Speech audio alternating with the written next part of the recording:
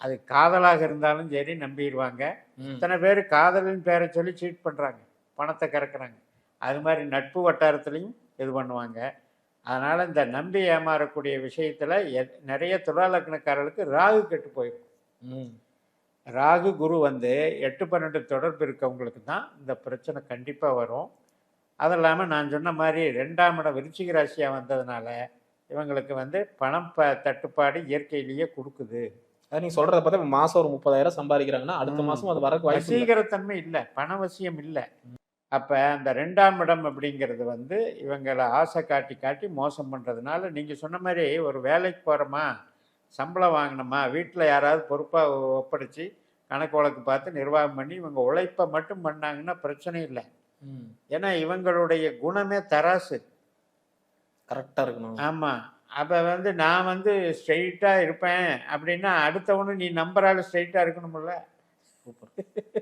அதனால் நிச்சயமாக சிரமம் இருக்குது. அது போக இப்போ பார்த்தீங்கன்னா 2, 6, 10ன்னு எடுத்துக்கணும். ஒருத்தருக்கு வாழ்க்கையில் முன்னேற்றத்தை தர்றது 2, 6, 10. இந்த 2ஆம் வீட்டில் தான் சனி பகவான் இருக்கார். 6ஆம் வீட்டில் மீன ராசியில் சனி பகவான் இருக்கார். 10ஆம் வீட்டில் கடகத்தில் பூசமாக இருக்கார். ஆனால் காலச்சக்கரத்துக்கு இந்த வீடு என்னன்னு பாருங்க, 4, 8, 12. ஆனால் இவங்களுக்கு 2, 6, 10. இவங்களுக்கு 2, 6, 10ன்னு இவங்க போய் குதிப்பாங்க. நான் வந்து தொழிலதிபர் ஆகிறேன், நான் வந்து நிறைய சம்பாதிப்பேன் அப்படின்னு ரொம்ப ஆர்வமாக குதிப்பாங்க, நல்லா சர்வீஸ் பண்ணுவாங்க. ஆனால் விதி என்ன சொல்லுது, 4, 8, 12 அனுபவிக்க சொல்லுது. நீ எவ்வளோ தூரம் பண்ணினாலும் உனக்கு இறுதி முடிவு என்ன, 8, 12ங்கிறத வச்சிருக்குது இயற்கை.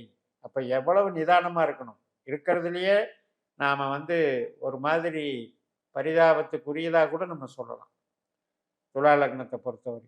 ஆனால் பாருங்க, இவங்க வந்து ஒரு பொலிட்டிக்கல் வியூலையோ அல்லது பொதுஜன தொடர்புலையோ தியாக மனப்பான்மையிலையோ இருந்தாங்கன்னா புகழ் வந்துடும். காசை தொடாமல் இருக்கிற வேலை பார்த்தாங்கன்னா புகழ் வந்துடும். ஆனால் இன்னைக்கு இருக்க முடியுமா? நீங்கள் சொல்கிறத பார்த்தா சர்வீஸ் பெரிய பெரிய நம்ம தேச தலைவரே துலா லக்னம் தான், மகாத்மா காந்திய. அதனால் வந்து இது என்ன அப்படின்னா, அது பற்றுதலை விடணுங்கிறதுக்கு பக்குவம் வேணும். சிறு வயசில் இந்த ராகு குரு கெட்டு போயிடுச்சுன்னா தூண்டி விட்டு வேடிக்கை பார்க்கறதுனால தான் அழிஞ்சு போகிறாங்க. அதிபதியே சுக்கிரனா இருக்காரு, இங்கே போய் என்ன பண்ணுறதுங்கய்யா? அதில் இருக்கிற குருவாவது காப்பாற்றணும் இல்லையா? கண்டிப்பாக. இப்போ அங்கே விசாகம் இருக்குது, 5ஆம் வீட்டில் பூரட்டாதி இருக்குது, 9ஆம் வீட்டில் புனர்பூசம் இருக்குது. இப்போ இந்த குரு வந்து பலமாக நின்னாருன்னு